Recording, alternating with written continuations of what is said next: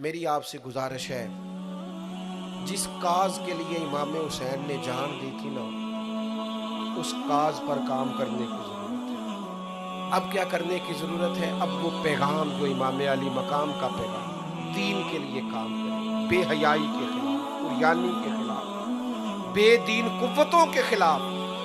लोगों को सुकून मिलेगा, उन्हें कायल करें कि सुकून तुम्हें नमाज में मिलेगा, इबादत में मिलेगा, दयानतदारी में सुकून है, कनात में सुकून है, इज्जत नफ्स और खुददारी में जो तुम्हारे लिए अल्लाह ने रखा है उसमें सुकून है।